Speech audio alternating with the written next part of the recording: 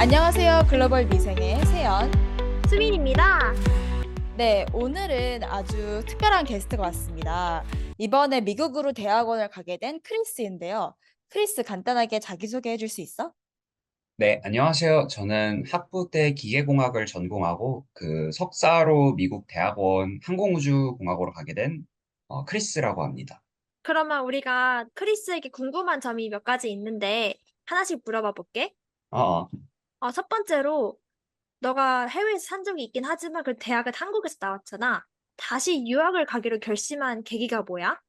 그 사실 유학을 가는 데 있어가지고서는 결심한 계기가 결심을 한 지가 좀 오래 되긴 했는데 그 이제 아무래도 고등학교를 좀 국제적인 이제 국제학교를 다니면서 좀 다양한 사람들과 다양한 국적의 사람들과 이제 열심히 교류를 하고 그런 식으로 이제 협동도 해보고 그러다 보니까 이제 항상 그 한국에 와서도 좀 글로벌한 무대로 다시 나가가지고 다양한 사람들과 이제 학술적으로 교류를 하면서 그러면서 연구를 하고 싶다 이런 생각이 이제 한국 고등학교를 이제 돌아와서도 계속 들었었고 그래가지고 이제 대학교에 합격을 해서 미국으로 이제 나가는 방법을 여러 가지 이제 모색을 해보다가 그러면은 이제 아예 그냥 학부를 마치고 대학원을 미국으로 가는 게 어떨까 생각이 들어가지고 그래서 그 새내기 때부터 대학원 유학을 쭉 생각을 하게 됐었어.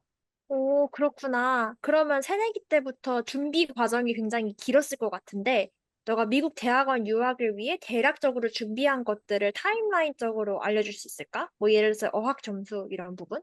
뭐 그냥 이제 스토리에 대해서 쭉 알려주자면은 그 이제 사실 막연한 생각을 한 지는 새내기 때부터 돼 있지만 실질적인 준비는 한지 뭐 한 2년 정도의 시간이 흘렀는데 준비를 한 스토리를 간략히 얘기를 하자면은 한 대학교 3학년까지 나는 코스워크 위주로 이제 그 수업에서 좋은 성적을 좀 받아놔야 그래야 이제 나중에 대학원을 지원을 할 때 학점이 이제 절대적인 중요한 요소는 아니지만 그 남들도 다 학점이 좋은데 나만 이제 나쁘면은 거기서 이제 불리하니까 그냥 꾸준히 이제 내 관심 분야가 어딘지 알아보고 싶기도 했고, 그래가지고 코스웍을 좀 많이 팠던 것 같아. 그래가지고 이제 3학년이 끝나갈 때쯤 학부연구생 이제 관심 있는 분야가 생겨가지고 열유체 쪽 관련된 이제 분야를 랩실들을 찾아보다가 이제 우연히 선배한테 이제 얘기를 들어가지고 여기 교수님 랩실 좋다. 여기 한번 들어가가지고 학부연구생으로 일해봐가 이런 식으로 추천을 받아서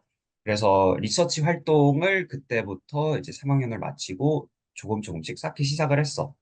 그래서 4학년 때는 코스웍을 좀 상대적으로 라이트하게 들으면서 이제 연구를 계속 병행을 했고, 이제 그러면서 학부연구생으로 일한 지 어느덧 한 2년 정도가 됐네. 그렇게 하면서 이제 대학원 지원을 했고, 대학원 지원도 이제 연구를 하면서 관심 있는 분야, 그러니까 좀 더 이제 좁혀가지고 이제 연구를 하는데 어디가 재밌다 이런 거를 이제 느낀 쪽 분야를 하는 이제 교수님들을 랩실과 컨택을 해가지고 유학을 한 11월 달에 작년 11월 달에 원서를 다 접수를 했으니까 이제 한 7월 달부터 조금씩 그 교수님 랩실에 이제 이메일을 보내면서 이제 답장도 받으면서 뭐 한번 대학원 지원해봐라 이런 식으로 회신을 받았고 그때쯤부터 이제 토플을 준비를 했어. 그랬는데 이제 내가 아무래도 외국에 살다 왔다 보니까 이게 뭐 토플을 완전히 빡세게 준비한 기간은 없었고 그냥 한 달 정도 여러 번 이제 모의고사를 돌려보면서 그러면서 그 토플을 이제 점수를 따놔가지고 그 이후로는 이제 SOP를 정말 한 3개월 정도 공을 들여가지고 쓴 것 같은데 내가 이제 뭘 하고 싶었는지 이게 내가 이제 쭉 해온 연구 스토리가 어떤지 그 연구 프로젝트를 하면서 느낀 점이 어땠는지, 그리고 이제 왜 이것들이 앞으로의 관심 분야로 쭉 이어져 있게 됐는지를 이제 자세히 자연스럽게 이제 써나가는 그런 거를 이제 많이 다듬었던 것 같아. 그러고 나서 이제 지원을 하고 나서는 뭐 면접이 한 번 있었지만 이제 박사 면접이었고 내가 아무래도 좀 역량이 많이 부족했다 싶어가지고 이제 아쉽게도 거기는 이제 합격을 받지는 못했지만 그래도 이제 석사로 오퍼가 두 군데 와가지고 그렇게 한 군데 가기로 했습니다. 여기 혹시 잘 모르시는 분들을 위해 SOP가 약간 자기소개서, 자소서 느낌인 거지? 그치. SOP는 이제 그 대학원을 원서를 쓸 때 크게 두 가지로 나뉘는데 SOP랑 이제 PS, Personal Statement가 그 두 가지로 나눠지는데 SOP는 약간 좀 본인이 학술적으로 이거를 이제 학문적으로 뭐를 해왔냐, 뭐를 하고 싶냐 이런 거에 대해서 조금 적는 자신만의 이제 학문적인 그런 거라면 PS는 약간 연구를 떠나서 자신이 사람으로서 어떤 사람인지 이거를 이제 보여주는 거라서 이제 크게 두 가지의 자소서가 있다고 생각하면 될 것 같아. 오, 일단 너무 좋은 얘기 많이 해줬는데, 그럼 비슷한 상황에서 유학을 준비하고 있는 학생들에게 조언을 해준다면 어떤 얘기를 해줄 것 같아? 사실 그 미국 유학이라고 해가지고 이제 좀 많이 사람들이 뭐 이것저것 준비하는 게 많기도 하고 내가 거기 가서 잘 생활을 할 수 있을까라고 이제 생각을 많이 하는데 나도 뭐 가서 이제 본격적으로 생활을 해보지는 않았지만 그래도 도전하는 데 있어가지고 미국 대학 가는 사람들이 미국 학부만 나와가지고 가는 게 아니라 한국 대학교를 다니면서도 그러면서도 이제 충분히 꿈을 꿀 수 있고 학술적으로 그리고 이제 문화적으로 다양한 사람들과 교류를 하고 싶다. 이런 생각을 가진 사람들이 요즘 따라 주변에서 몇몇 꽤 보이긴 하는데, 그런 사람들을 위해서 좀 거침없이 도전을 해봐라. 라고 이제 얘기를 해주고 싶어. 오, 너무 좋은 말이다. 그러면 이제, 그래도 수민이랑 나는 미국에서 좀 오래 생활을 한 경험이 있고 하니까 유학 선배로서 너가 이 시청자들을 대신해서 한번 우리한테 질문을 할 수 있는 시간을 가지면 좋을 것 같아. 혹시 우리한테 궁금한 게 좀 있어? 일단 제일 크게 든 궁금점이 그 이제 학교에 가가지고 살 곳을 찾아야 되는데, 그런 하우징에 관련돼 가지고 꿀팁이 있는지 아니면은 뭐 더 싸게 구한다든지 좀 더 안전한데 아니면은 그 하우징을 구하는 데 있어서 고려해야 될 요소들이 몇 가지가 있는지 이런 것들에 대해서 좀 알아봤으면 좋겠거든. 일단 내 생각에는 한국 유학생들이 하우징을 구할 때 고려하는 카테고리가 당연히 기숙사가 되면 기숙사도 고려해 볼 수 있고, 그 외에는 단독 아파트 계약, 아니면 룸메를 구해서 같이 방을 찾거나, 아니면 이미 있는 그룹이나 집주인분의 방 하나만 렌트하거나 서블렛, 이런 식의 다양한 계약 형태가 있을 것 같은데, 사실 아파트 단독 계약, 뭐 룸메와 함께 계약, 서블렛, 이게 다 장단점이 있고 사실 조금씩 다른 계약들이거든. 그래서 본인의 라이프 스타일이나 자금 상황, 뭐 미국에서의 크레딧이나 지인 여부 이런 거를 고려해서 계약들의 장단점을 잘 알아보고 선택하는 게 좋을 것 같고, 물론 약간 무작정 서블렛을 바로 찾거나 이렇게 조언하는 사람도 있는데 나는 이걸 다 고려해보는 게 좋은 것 같아. 그리고 이제 정확한 매물, 이 아파트가 좋은 아파트인지 아니면은 이 학교 주변에 어떤 동네에 살면 좋은지 이런 추천은 동네마다 다르고 그 지역마다 차이가 좀 크기 때문에 현지인, 그리고 특히 한인 인프라에 대해 알고 있는 한국 현지인들에게 물어보는 게 가장 좋고, 한국 현지인 같은 경우는 뭐 학교 커뮤니티나 온라인 커뮤니티에 한인회 같은 데 올리면은 익명이라도 잘 달아주는 사람들이 많으니까 그런 걸 추천하거나, 유튜브에 현지에 있는 유학생 유튜버가 있다면 그 유튜버의 추천을 들어보는 것도 좋은 생각인 것 같아. 특히 청결도나 소음, 냄새 이런 거에 예민하면은 미국 외국인들 같은 경우는 뭐 집안 신발을 신기도 하고 여러모로 한국인과 좀 다른 기준을 갖고 있을 수 있기 때문에 최대한 한국인들의 의견을 참고해서 결정하는 게 중요할 것 같아. 나도 진짜 동의를 하는데 한인 커뮤니티 진짜 잘 활용하면 좋고 현지인한테 물어보는 게 사실 너무너무 중요하긴 해. 이게 미국은 정말 위치마다 그 지역마다 너무 특징들이 다 달라서 현지인한테 이렇게 물어보는 게 제일 좋고 제일 이상적인 시나리오는 졸업하시는 분이나 그 지역을 떠나는 분의 집을 뭐 리스를 이어받는다거나 이미 furnished 된 룸을 테이크오버하는 형식으로 하는 게 사실 제일 좋고 그거 이외에도 페이스북이나 이런 데 보면은 좀 나와 있는 매물들이 좀 많기는 해. 근데 그럴 때 계약할 때 좀 정말 세세하게 잘 읽어봐야 되고, 주마다도 조금 법이 달라서 나 같은 경우에는 그거 제대로 안 읽었다가 알고 보니 우리 집이 서블렛이 안 되는 집이었었고, 아까 그게 조금 그것 때문에 좀 고생을 했어서 이게 서블렛이 가능한지, 뭐 기타 뭐 규율들이 있는지 좀 자세히 알아보는 게 진짜 중요한 것 같아. 그리고 예를 들어서 뉴욕 같은 경우는 월세의 40배의 연봉이 있거나 개런터가 있어야 된다 이런 식으로 주나 시티별로 특별한 법이 있는 경우도 많기 때문에 꼭 서치를 하거나 리뷰를 구할 때 그 주에 있는 사람들의 의견을 우선시하는 게 정말 정말 중요한 것 같아요. 한국은 도시나 동네별로 막 법이 다르거나 그런 경우 많지 않은데 주마다 장단점이 확실히 있으니 그게 정말 스트레스 해야 되는 특이점 같아. 내가 그 하우징 매물을 둘러보니까 학교 바로 옆에 있는 진짜 스튜던트 하우징이라고 해가지고 아예 그런 시설들이 있는데 이게 웹사이트를 둘러보니까 되게 깔끔하고 잘 돼 있더라고. 그래가지고 이제 여기로 할까 생각도 했는데 근데 이제 다른 사람들 얘기를 들어보니까 아, 여기 근데 이제 스튜던트 하우징 원래 좀 뭐 잘 모르는 애들 이제 돈 뜯는 그런 이제 비싼 데다 이런 얘기들이 많거든. 그거에 대해서는 혹시 어떻게 생각해? 나는 사실 내 경험상 스튜던트 하우징이 좋았던 적은 한 번도 없었던 것 같기는 해.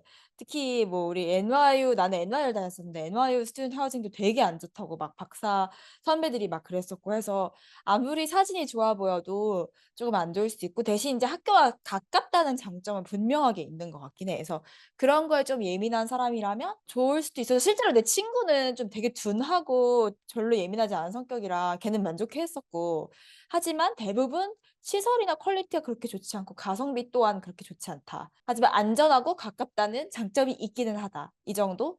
근데 너가 만약에 그 지역에 난 오래 있을 거면 그리고 방학 때도 계속 있을 거면 그냥 아웃사이드 하우징을 구하는 게 낫지 않나라는 생각이 들기는 해. 근데 나는 학교 바이 학교인 것도 있는 것 같은 게 우리 학교 같은 경우는 난 스튜던트 하우징이 꽤 괜찮은 걸로 알고 있고 내가 지금 살고 있는 베이 지역의 스탠포드 같은 경우도 학교가 주선해주는 하우징이 워낙에 여기 물가가 높다 보니까 조금 서브시다이즈해서 금액적으로 괜찮긴 하대. 근데 그래서 지금 세연이랑 나의 의견이 다를 정도로 굉장히 케바케인 것 같고 확실한 장점은 학교가 주선하기 때문에 사기가 좀 적고 좀 계약적인 면에서 학교에 의지할 수 있는 부분이 장점인 것 같고, 단점은 일단 약간 학교 입장에서는 되게 조건이 까다롭지 않은 수요를 노리고 제공하는 매물인 거잖아. 그래서 약간 세연이가 설명한 케이스처럼 생각보다 가성비나 하우징 마켓에 되게 컴패티티브한 상태의 매물은 아닐 수도 있다는 점을 고려해서 그 너의 자금 상황과 너가 집을 볼 때 중요하게 생각하는 부분이 잘 충족되는지 그거를 좀 잘 생각해 봐야 될 것 같아. 확실히 다 장단점이 있나 보네. 그러면은 그걸 잘 고려해가지고 한번 계약을 해보도록 할게. 그리고 이제 두 번째 질문으로 궁금했던 게 한국에서 이제 출국 전에 좀 싸들고 가야 될 물리적으로 이제 가져가야 될 그런 물건들이 있는지, 뭐 김치 이런 것들 말고 이제 필수품들. 이건 개인적인 선택인데 나는 한국 핸드폰을 항상 꼭 들고 왔고 그게 되게 좋았어. 그래서 한국 같은 경우는 핸드폰 번호로 인증이 불가능하거나 공인인증서, IP 이런 게 없으면은 되게 업무 처리가 온라인으로 불편한 경우가 많은데 공인인증서나 IP 같은 거는 유효 기간이 있잖아. 핸드폰 번호 인증은 계속 돈만 내면은 오랫동안 살려줄 수 있거든. 그래서 은행 업무나 뭔가 한국에서 혹시나 다양한 업무를 원격으로 봐야 될 때 한국 핸드폰 번호가 살아있으면은 편리한 점이 많아서 그것도 좀 고려해보면 좋을 것 같고 또 도착하자마자 2, 3일 내에 사용하는 물품들은 갖고 오는 게 좋아. 뭐 캠핑 세트 같은 걸로 간단한 주방 기구를 들고 오거나 당장 입어야 될 옷이나 당장 뭐 가구가 하나도 없으면 어떻게 잘 건지 이런 걸 좀 플랜을 세워서 갖고 올 수 있는 건 갖고 오는 걸 추천하고 마지막으로 여기도 뭐 당연히 사람 사는 곳이니까 대부분 배달이나 이런 걸로 구할 수 있지만 약이나 잘 맞는 화장품이 따로 있다면은 그걸 똑같은 브랜드, 똑같은 제품을 미국에서 구할 수 있다는 보장은 없어. 그래서 갖고 오는 걸 추천해. 나는 개인적으로 한국에서 뭐 기초 스킨케어나 여드름 패치 이런 거 좀 많이 쟁여오는 것 같아. 나도 되게 동의해. 이게 미국에 도착하면 사실 다 있기는 한데 도착하면 너무너무 피곤해서 밖으로 막 사러 나갈 여력도 많이 없고 해서 2, 3일 동안 첫 2, 3일 동안 지낼 그런 물건들은 필수품들을 좀 사야 될 것 같고 미국에도 다 있지만 한국에 훨씬 더 싼 물품들이 있어. 이것도 주마다 좀 다르긴 한데 뭐 간단한 주방 조리용품, 특히 그 전자레인지 돌릴 수 있는 플라스틱 밥통 뭐 이런 거 아니면 전자레인지로 뭐 계란찜 만들거나 라면 끓일 수 있는 그런 통들 그런 것도 사실 미국은 많이 없고 또 정말 다이소에서 살 수 있는 건 다 사가라 난 이렇게 얘기하고 싶기는 해. 손톱깎이 이런 것도 은근 조금 비싸고 막 월마트 이런 데 가면 싼데 월마트가 사실 학교 근방에 없을 수도 있고 그렇기 때문에 그래서 그런 것들은 좀 꿀팁일 것 같아. 아, 그리고 제일 중요한 거는 약은 꼭 많이 챙겨가는 게 좋은데 특히 숙취 해소제나 소화제 계열 한국의 약들이 훨씬 낫다는 생각이 들고 미국은 사실 병원 가기가 쉽지가 않아서 그런 나에게 맞는 필수적인 약이 있다면 꼭 충분하게 들고 가는 걸 난 추천해.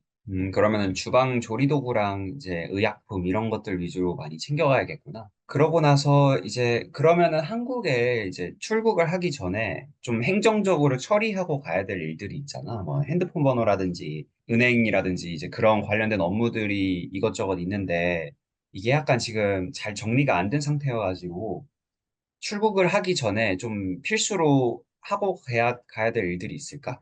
나 같은 경우는 일단 건강검진은 꼭 추천하고 그 뭐 여러 가지 체크업 받을 거 다 받고 이제 나는 미국으로 달러를 붙일 미국 달러 통장을 만들긴 했었어, 한국에서 따로. 이게 아무래도 우리가 성인이다 보니까 이 달러 계좌는 우리만 만들 수 있고 내 거는 이게 수수료가 훨씬 적게 붙일 수 있는 계좌들이 있어서 그걸 미리 만들면 내가 미국에서도 앱으로 이렇게 달러를 붙일 수 있으니까 그런 게 좀 편리했었던 것 같아. 맞아, 오늘 좋은 얘기랑 또 좋은 유학에 관련해서 좋은 조언과 인사이트 해줘서 정말 고맙고, 근데 오늘 생각보다 너가 되게 좋은 질문들을 많이 해줘서 되게 도움이 될 부분이 진짜 많을 것 같아. 그래서 이대로 끝내기 조금 아쉬우니까 오늘은 여기까지 하고 다음에는 이제 미국에 도착하고 나서 어떻게 생활을 해야 될지 아니면 간단한 그런 궁금증들에 대해서 물어보고 답해주는 시간을 가지면 좋을 것 같아. 그럼 다음 시간에도 이어서 저희들의 유학 꿀팁을 공유해 드릴 텐데요. 크리스와 함께하는 유학 꿀팁 시리즈 다음 주 편도 많이 기대해 주세요. 좋아요, 구독, 알림 설정 부탁드립니다. 네, 그럼 다음 시간에 만나요. 안녕. 안녕!